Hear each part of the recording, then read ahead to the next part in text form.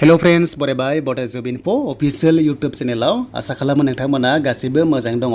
दा आसाम स्टेटआव मोनसे big update सफैदों बेनो जाबाय एस्ट्रम कार्डखौ लानानै दा जायफ्रा दङ मुलाम्फा नोंथांमोना मोनथारसिगोन आरो लोगोसे माबायदि मोनगोन बिनि सायाव डिटेल्सखौ लाबोदों फर्म नम्बर सिया मा आरो लोगोसे 4 लाखसिम रां आरो लोगोसे नोंथांमोननि अरिनोदय 3.0 फर्म साबमिशन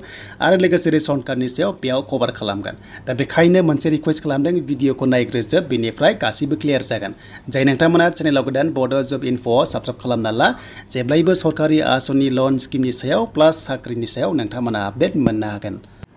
स' बिदिब्ला जों थांग्रोनोसै अफिशियल साइटआव इस्ट्रमाव आरो बेयाव फैनाय लोगो लोगो जोंनि गेजेराव गोबांथार माने मिसआन्डारस्टेन्डिं एबा गोरोन्थि बुजियो जे बे कार्ड थायोबा दानफायाव 3,000 मोनो होननानै स' डाइरेक्ट जों मोना अके जों माखासे पेन्सन सिस्टेमखौ जों मोननो हाया नाथाय जों बोरै मोनगोन बेनो जाबाय जेब्ला नोंथांमोना पलिसि खुलिगोन एबा नोंथांमोना रां दोनगोन दानफायाव सिस्टेमाव हमना ला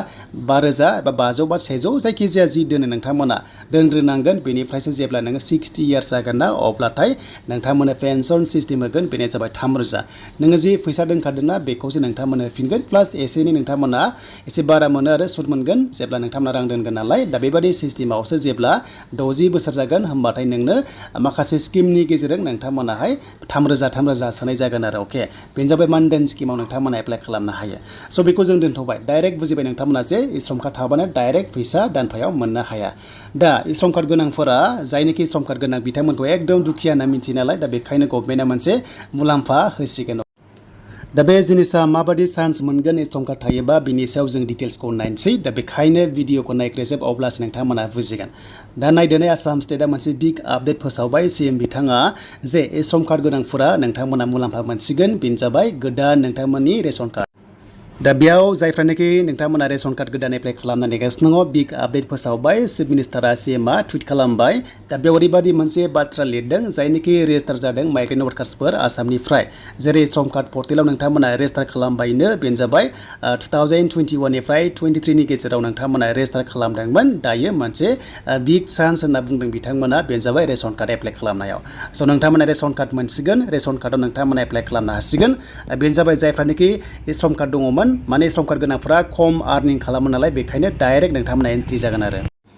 स' बेखायनो जायफ्रा दङ नोंथांमोना चान्सआ बेनो फैसा डाइरेक्ट मोना नाथाय चान्सआ बेनो जे नोंथांमोना रेशन कार्ड गोदान एप्लाइआव स' नोंथांमोना खालामनो हासिगोन आरो अके स' बेखायनो ओरैबायदि बुंदों इस्ट्रम कार्डआव नोंथांमोना एड जाबानो जाबाय बा नोंथांमोना एप्लाइ खालामबानो जाबाय 3 आगस्टनि सिगां नोंथांमोना खालामबानो जाबाय जाहाथे गोदान ration card form submit form number C जानाय लोगो लोगो नोंथांमोना माने बेयाव एड जागोन आरो अके माने आसामाव गासै लाख रेशन कार्ड होबावगोन नालाय आरो रेशन कार्ड थायोबा नोंथांमोना 5 लाखसिम फ्रि ट्रिटमेन्ट मोनो प्लास नोंथांमोना स्किम मोनगोन बेनो जाबाय अरिनोदय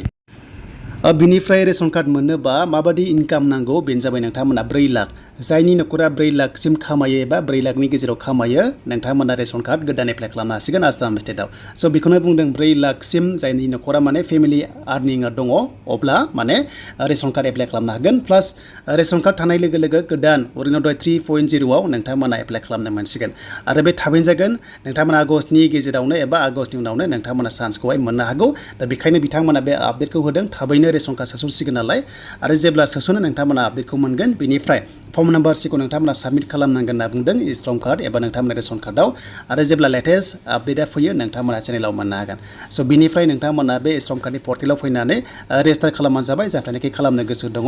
दा जियानो जा नोंथांमोना मोनथिबाय इस्ट्रम कार्ड थायोबा आसाम स्टेटआव रेशन कार्ड मोनसिगोन प्लास रेशन कार्ड नोंथांमोना दङबा ट्रिटमेन्ट मोनगोन 5 लाखसिम आयुष्मान कार्डआव आरो लोगोसे गोदान अरिनोदयआव नोंथांमोना चान्सखौ मोनगोन दा बेनोमोन नोंथांमोननि थाखाय लेटेस्ट आपडेट